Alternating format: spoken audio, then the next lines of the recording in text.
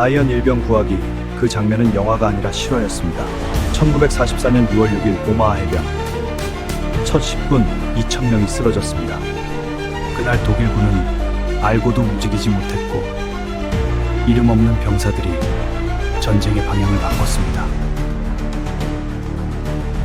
상륙 하루 전 독일 최고 사령관은 생일 선물을 사고 있었고 최고 권력자는 자고 있었습니다. 그 사이 15만 명이 세계를 바꿨습니다. 1944년 6월 5일 독일 헤를링엔 에르빈 롬멜 원수는 꽃다발을 들고 집 현관에 섰습니다. 아내 루시의 50번째 생일이었습니다. 파리에서 사온 회색 스웨이드 구두도 준비했습니다. 세계 최강 독일군 서부전선 최고 사령관이 유럽의 운명이 걸린 전장을 떠나 있었습니다. 롬멜은 웃고 있었습니다. 6월 초에는 상륙이 없어. 날씨가 너무 나쁘니까. 같은 시각 영국 해협 건너편 아이젠하워 연합군 최고 사령관 앞에 기상학자 한 명이 서 있었습니다. 제임스 스태그 대위. 6월 6일 딱 하루만 기상이 호전됩니다. 아이젠하워는 주머니에 메모 한 장을 넣었습니다. 상륙이 실패하면 모든 책임은 나에게 있다. 그리고 명령을 내렸습니다. 좋다. 간다. 14시간 뒤 15만 6천 명이 바다를 건넙니다.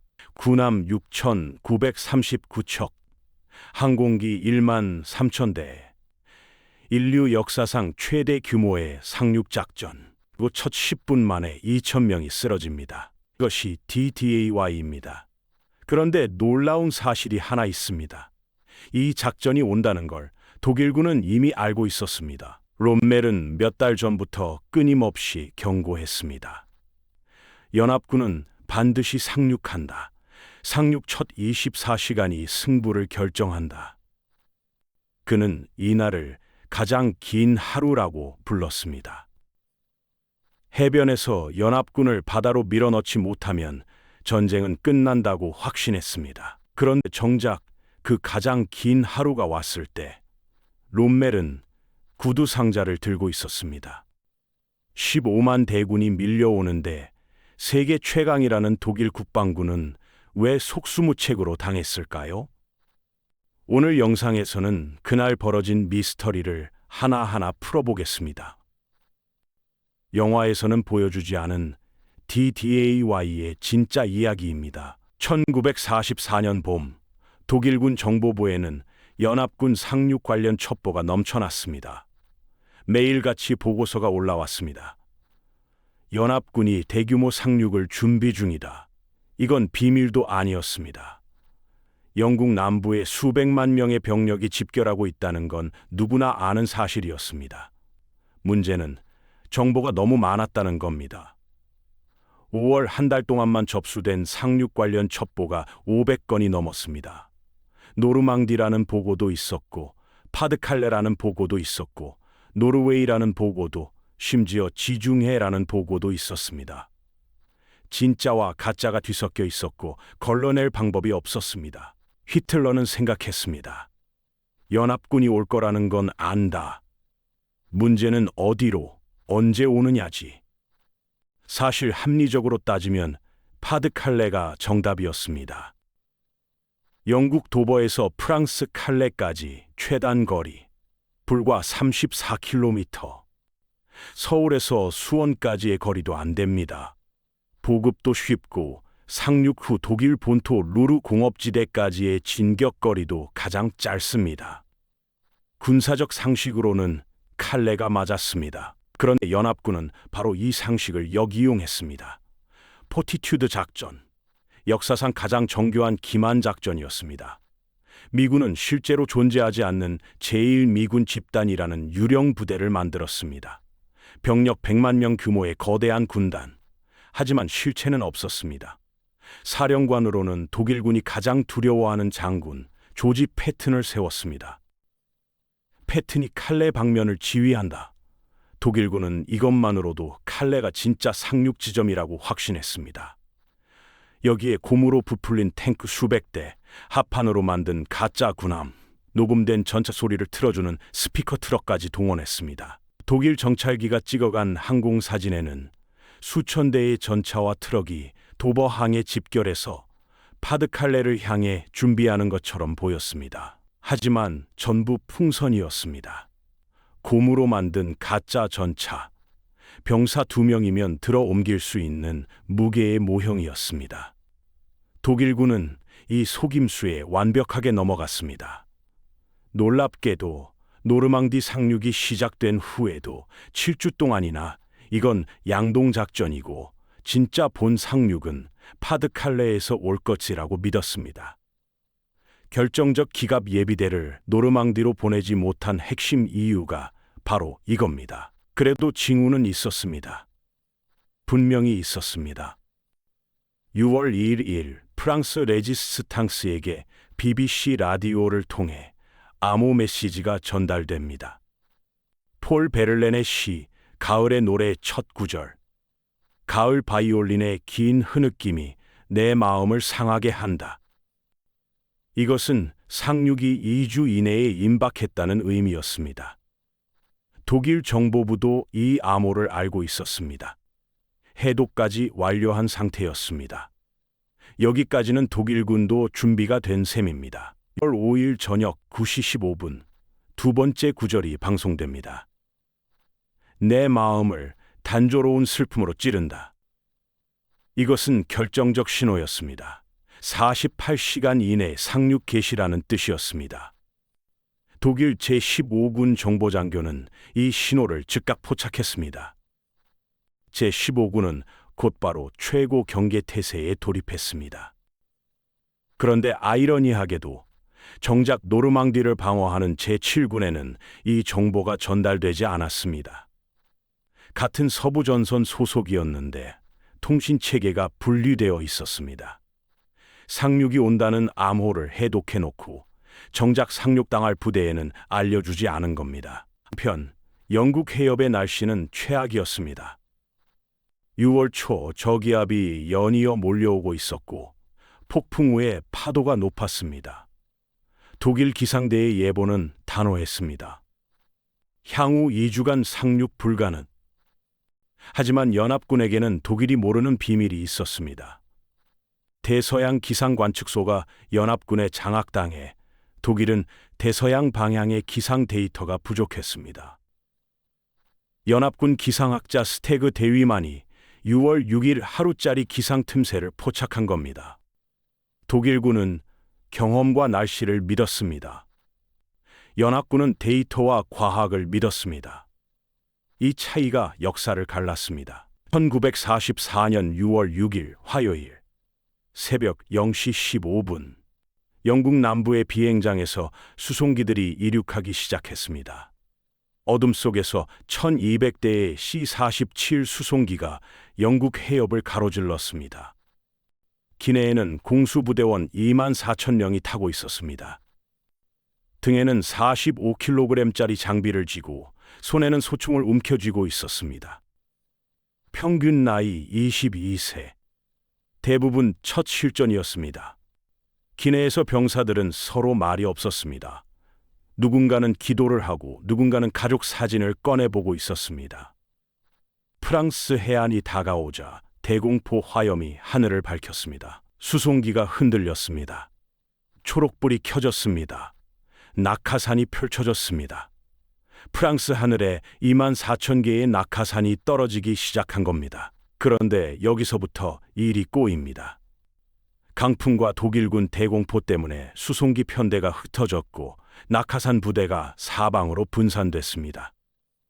미 82 공수사단의 경우 대원 6,600명 중 제 시간에 집결한 인원이 불과 수백 명이었습니다. 어떤 병사는 교회 첨탑에 걸렸고 어떤 병사는 독일군 사령부 발열업 들판에 착지했습니다. 하지만 이 혼란이 오히려 독일군을 혼란에 빠뜨렸습니다. 공수부대가 워낙 넓은 지역에 흩어졌기 때문에 독일군은 적의 규모와 의도를 전혀 파악하지 못했습니다. 새벽 3시 독일 제7군 사령부에 보고가 들어옵니다. 적 공수부대 강화 확인. 하지만 참모장 펜젤 소장은 말했습니다. 소규모 교란 작전일 것이다. 왜 이렇게 느긋했을까요? 이미 며칠 전부터 비슷한 거짓 경보를 여러 차례 경험했고, 이런 폭풍 후에 대규모 상륙은 절대 불가능하다는 확신이 있었습니다. 게다가 롬멜이 없었습니다. 최고 지휘관이 부재 중인 상황에서 하급 장교들은 독자적으로 대담한 판단을 내리기 어려웠습니다. 새벽 5시 30분, 연합군 함대의 포격이 시작됩니다. 전함과 순양함 포문에서 불이 뿜어졌습니다. 군함 6,939척이 노르망디 해안선 80km를 불바다로 만들었습니다. 30분간 쏟아진 포탄만 수만 발. 그리고 6시 30분, H아워. 보트의 앞문이 열립니다. 5개 해변에서 동시에 상륙이 시작됐습니다. 서쪽부터 유타, 오마하, 골드, 주노, 소드, 80km에 걸친 해안선에 15만 대군이 밀려들었습니다. 우리나라로 치면 인천에서 평택까지의 해안선을 동시에 공격한 것과 비슷한 규모입니다. 유타 해변에서는 기적이 일어났습니다. 조류 때문에 상륙정이 원래 목표에서 2km 남쪽으로 밀렸는데 그곳은 독일군 방어가 훨씬 약한 지점이었습니다. 총 사상자 197명, 5해변 중 가장 적었습니다. 루스벨트 주니어 준장은 해변을 보고 즉석에서 결단합니다. 여기서 전쟁을 시작한다. 골드, 주노, 소드 해변에서는 영국군과 캐나다군이 치열한 전투 끝에 교두보를 확보해 나가고 있었습니다. 주노 해변에서는 첫 1시간 사상률이 50%에 달했지만 그래도 뚫어냈습니다. 하지만 오마하 해변은 달랐습니다. 완전히 달랐습니다. 블러디 오마하라는 별명이 괜히 붙은 게 아닙니다. 오마하의 비극에는 실수와 불운이 겹겹이 쌓여 있었습니다. 첫째, 사전 폭격의 완전한 실패. B-24 폭격기 301산 9대가 오마하를 융단 폭격했지만 짙은 구름 때문에 폭탄 3,000발 대부분이 해변에서 5km 떨어진 내륙에 떨어졌습니다. 독일군 진지는 멀쩡했습니다. 둘째, 정보 실패.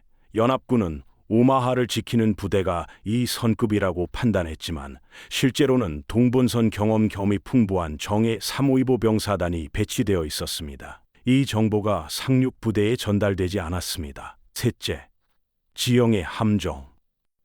오마하는 해변 뒤편에 30터 높이의 급경사 절벽이 솟아 있었습니다. 아파트 10층 높이. 독일군은 이 절벽 위에 85개의 기관총 진지와 8개의 벙커를 구축해놓고 사격했습니다. 넷째, 수륙 양용 전차의 대참사. 디디셔먼 전차 29대가 바다에서 발진했는데 거친 파도에 27대가 가라앉았습니다. 전차 지원 없이 보병만으로 기관총 세례를 뚫어야 했습니다. 다섯째, 공병대의 괴멸. 해변 장애물을 제거할 공병대 16개 팀 중 절반 이상이 상륙 초반에 전사하거나 부상당했습니다. 오전 8시, 오마하 해변의 미군은 해변에 갇혀 있었습니다. 전진도 후퇴도 불가능한 상태. 시체와 부상병이 뒤섞여 있었고 밀려오는 밀물이 부상병들을 삼키고 있었습니다. 바닷물이 핏빛으로 물들었습니다. 영화 라이언 일병 구하기의 오프닝이 바로 이 순간입니다. 브래들리 소장은 기함에서 오마하 상륙 포기를 진지하게 검토했습니다. 2차 대전의 향방이 이 순간에 달려 있었습니다. 그런데 전세를 뒤집은 건 장군도 작전 계획도 아니었습니다. 이름 없는 병사들이었습니다.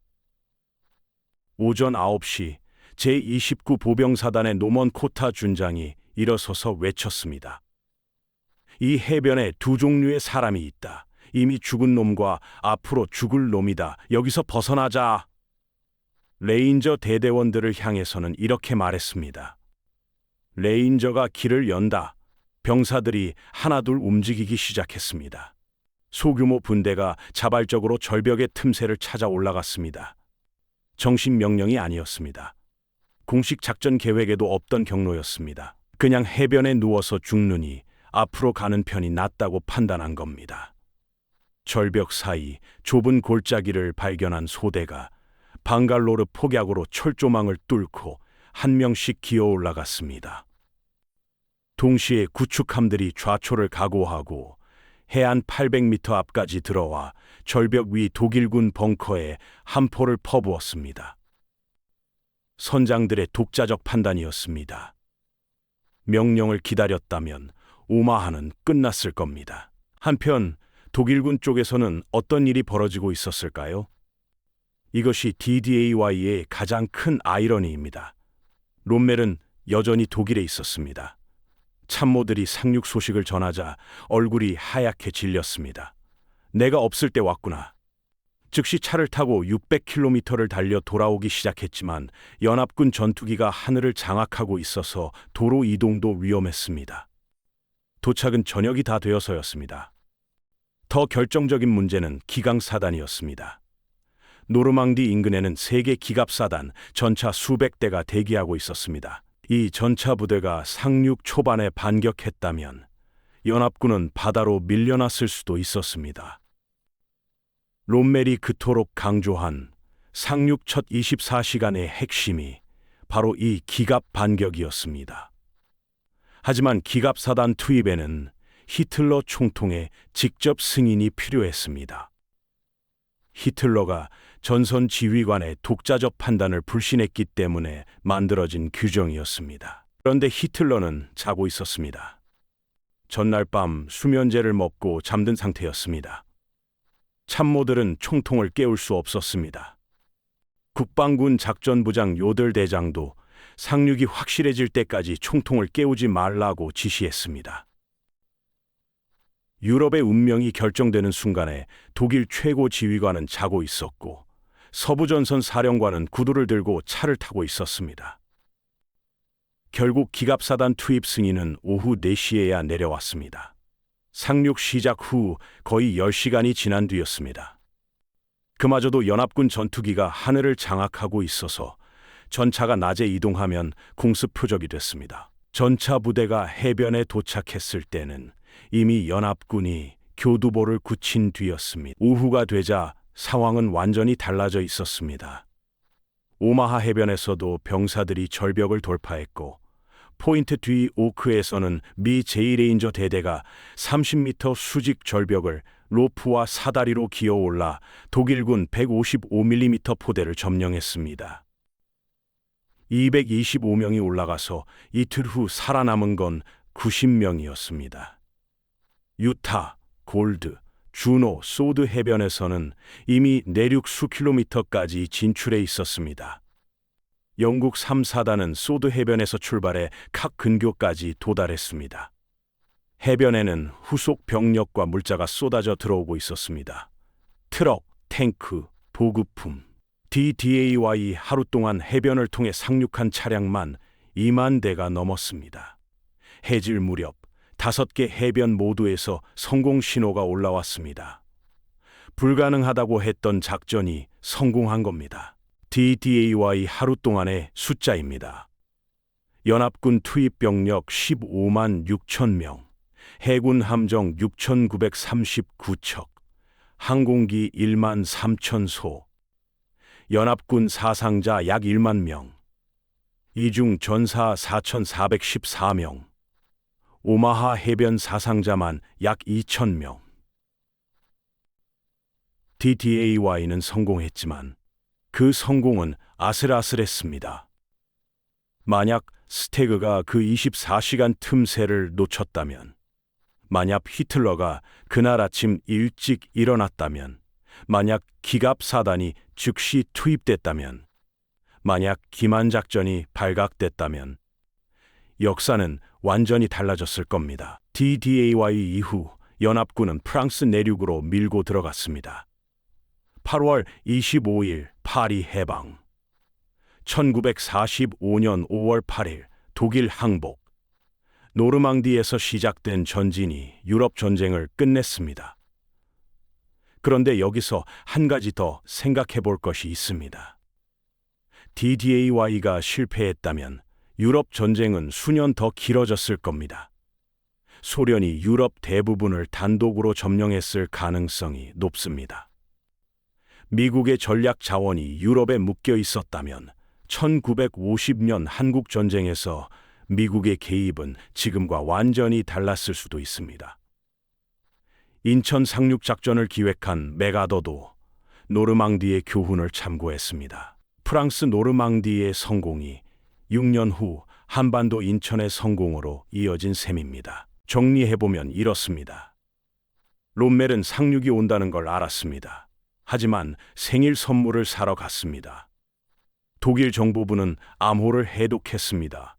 하지만 관할 부대에 전달하지 않았습니다. 히틀러는 기갑사단을 갖고 있었습니다. 하지만 자고 있었습니다.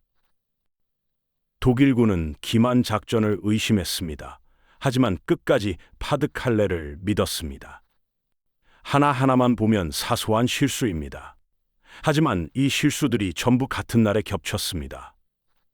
반대로 연합군도 마찬가지입니다. 24시간짜리 기상호전, 적시의 기만 작전, 그리고 해변에서 자발적으로 일어선 이름 없는 병사, 이것이 우연의 일치였을까요? 아니면 수만 가지 변수가 얽힌 전쟁에서는 이런 혼돈이야말로 필연이었을까요? 확실한 건 하나 있습니다. 1944년 6월 6일 그 해변에 서 있던 15만 6천 명의 젊은이들은 자기가 역사를 바꿀 거라는 걸 몰랐습니다. 그냥 살아남기 위해 앞으로 걸었을 뿐입니다. 오늘날 노르망디 해변에 가면 끝없이 늘어선 십자가 묘지가 보입니다. 9,387개의 하얀 십자가, 평균 나이 26세의 젊은이들이 잠들어 있습니다. 그들이 그날 해변에서 앞으로 걸어준 덕분에 유럽은 해방됐고 지금의 세계 질서가 만들어졌습니다. 불가능을 가능으로 바꾼 건 거창한 전략이 아니었습니다. 파도와 총알 속에서 그냥 한 발짝 더 내디딘 그 용기였습니다. 오늘 영상이 도움이 되셨다면 구독과 좋아요 부탁드립니다. 한밤의 전쟁사